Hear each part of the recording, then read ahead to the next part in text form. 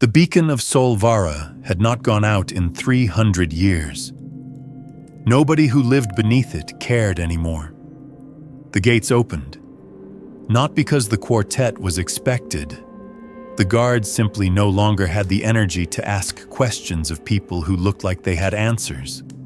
Sol-Vara from above had looked like what the letter promised. The golden dome still burning against a meridian that had spent 53 years going dark around it. A city that had held its light through the fracture, through the sovereign awakening, through everything. From inside, it was a different verdict entirely. The streets had the specific silence of people who had stopped waiting. Not Iron Cove silence. That was soldiers who had chosen exhaustion over surrender, who still kept one hand on the hilt in sleep. Not the Sun Vault silence. That was despair that still remembered its own name. This was what comes after despair. The thing that has no name because the people who live inside it have stopped needing one. The soldiers of the silent aberrant company stood at their posts because standing was the last order given. Citizens moved through streets that belonged to someone else now without acknowledging the transfer. The city's light still burned above all of it, indifferent as it had always been. One part of the city was different. A second wall sat inside the first, unnecessary, deliberate, built not against the dark outside but against the city within. Behind it, the streets were swept, the lanterns full. The guards at its gate wore armor that had been cared for recently, by people with time to care for things. The quartet looked at the second wall. They walked toward it. They had been asking questions for weeks. Every city, every outpost still standing. Every survivor with enough left to speak. The mission had always been two threads. It had been two threads since the morning Lear and Callister woke to silence and found the twin Aegis of Lemora on the table and their father's armor gone. Days, not long enough to grieve, barely long enough to understand what the gauntlets being left behind actually meant. Long enough to know he had made a choice, long enough to follow it. Sol-Vara was built on a celestial beacon.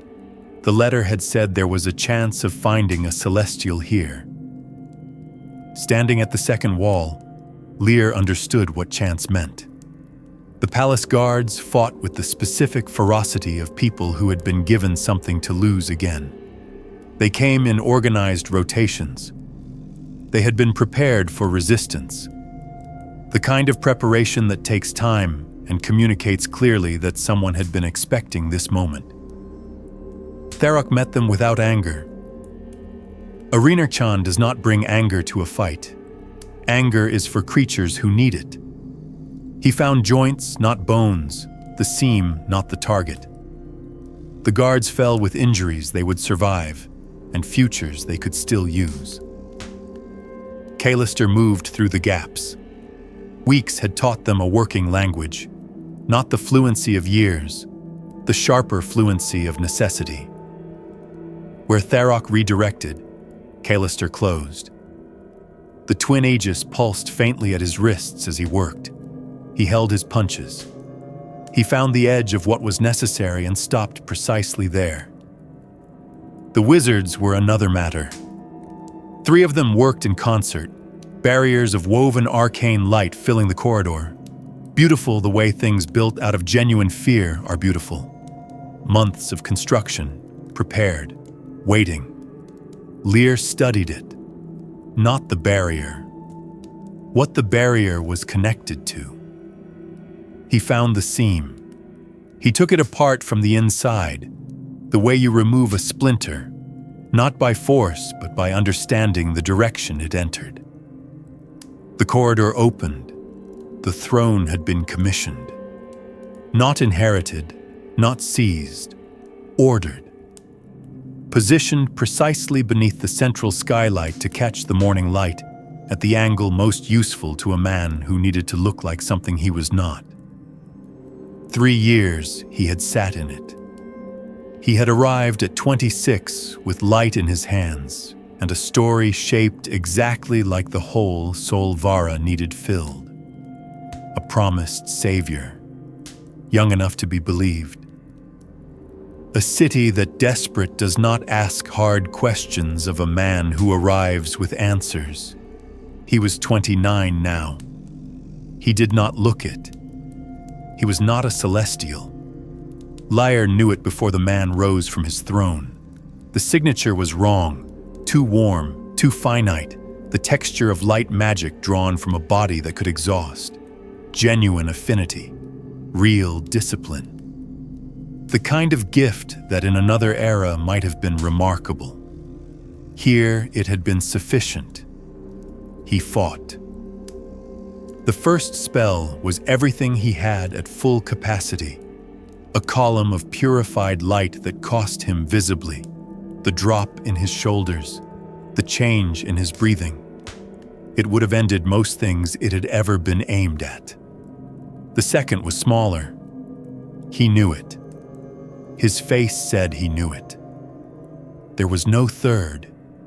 He stood in the throne room with light guttering at his fingertips like a fire deciding whether to go out, and looked at 4 people who had walked through his preparations and arrived in front of him without a mark between them. Lyre spoke. He did not accuse. He described the signature, the finite source, the cost visible after 2 spells where a celestial would not have registered the first. He described what celestial light actually felt like when it was real. The cold, infinite quality of something that had never been born and would never tire.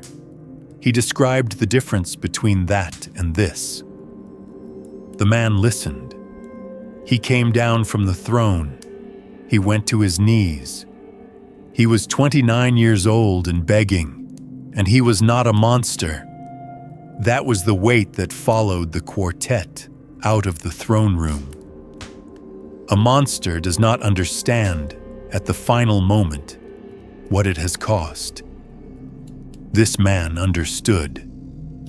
Whether that was enough was a question Sol-Vara's streets would answer long after the quartet had left. The archives are now closed.